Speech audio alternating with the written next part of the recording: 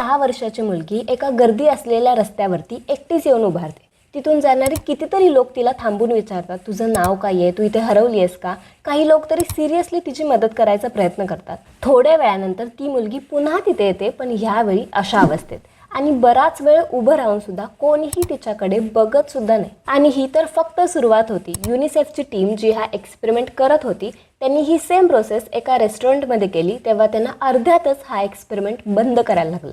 अनॅनो जी एक child actress आहे, तिला सुरुवातीला चांगल्या कपड्यांमध्ये एका रेस्टॉरंटमध्ये पाठवलं जातं. त्यानंतर ती कोणाच्याही टेबलावरती रँडमली जाऊन बसते. लोक तिच्यासोबत बोलत होते, विचारत होते, इवन तिला जेवायला सुद्धा देत होते. त्यानंतर जेव्हा तिचा गेटअप बदलतात आणि ती पुन्हा आत जाते, तेव्हा लोक तिच्याकडे बघायला सुद्धा तयार नव्हते. कोणी आपली बॅग सांभाळायचा प्रयत्न करत होतं, कोणी तिला पळवून लावत होतं. एकाने तर चक्क वेटरला बोलवून तिला बाहेर काढायला सांगितलं. लोकांचं हे बिहेवियर त्या मुलीला इतकं हर्ट करत होतं की ती रडत रडत तिच्या टीमकडे गेली आणि तेव्हा हा एक्सपेरिमेंट बंद करण्यात आला. हा एक्सपेरिमेंट होता तरी होमलेस चाइल्ड अवेअरनेससाठी, पण कुठेतरी तो आपल्याला सुद्धा शिकवून गेला की आपण फक्त जे डोळ्याला दिसते त्यावरून लोकांना जज करतो.